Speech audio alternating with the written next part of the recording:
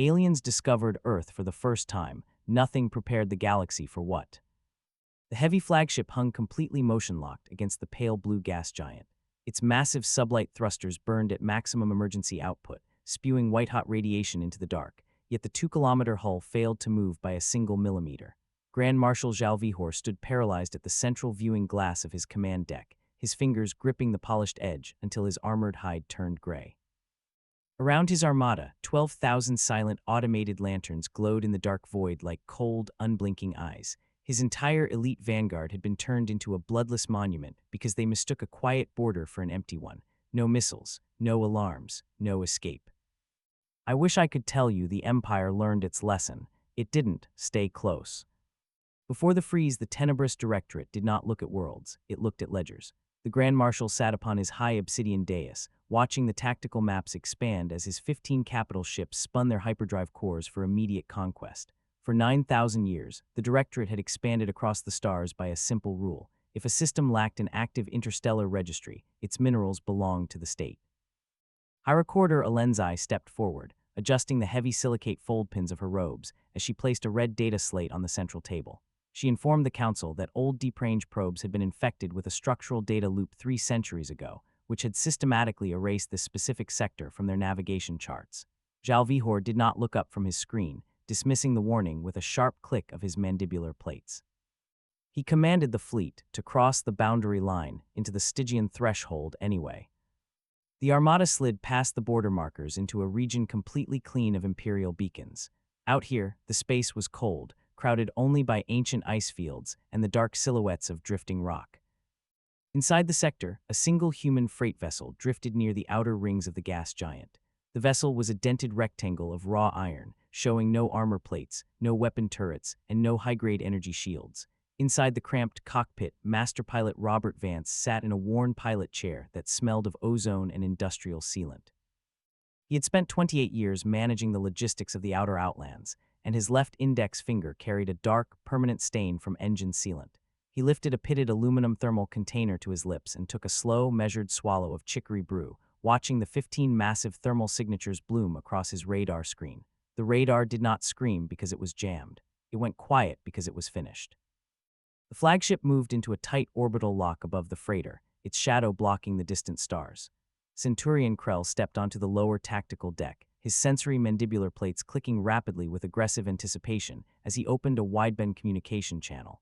He broadcasted an unconditional atomization ultimatum, demanding the human vessel cut its propulsion systems and prepare for immediate labor asset classification.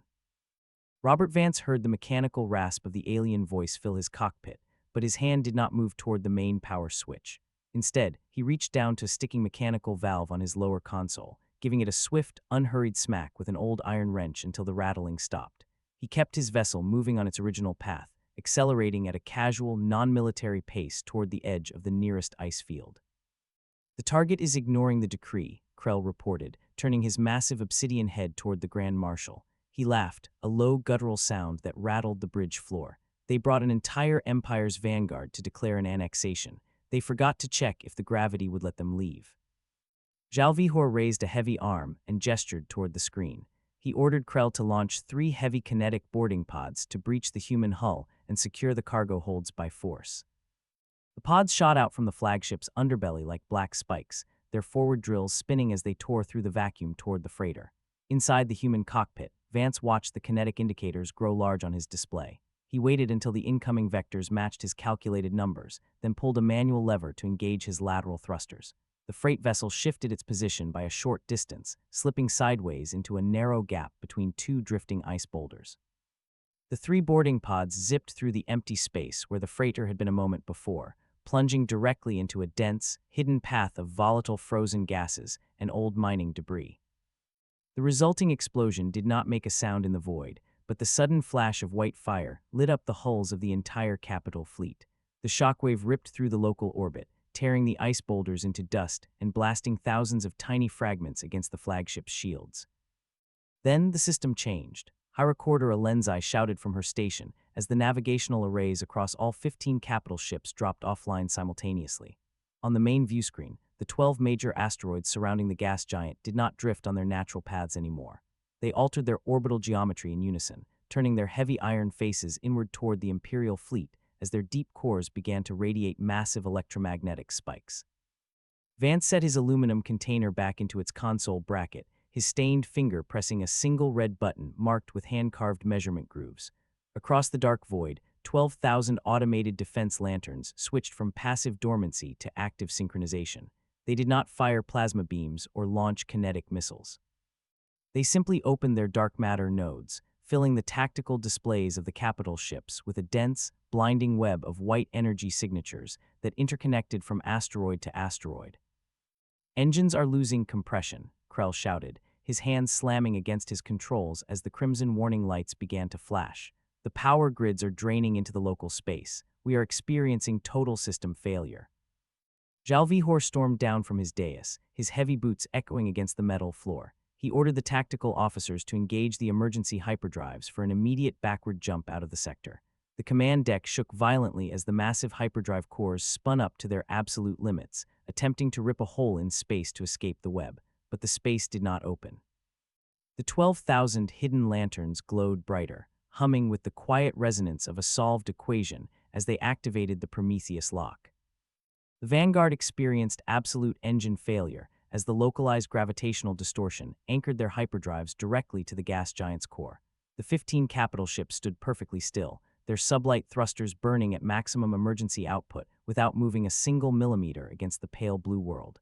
They spent 9,000 years taking space. They didn't know what to do when the space took them back. The Grand Marshal walked slowly to his observation viewport, his 4 mandibular plates freezing in place as he stared out into the dark. There were no enemy fleets to shoot down, no boarding parties to fight, and no military codes left to decipher.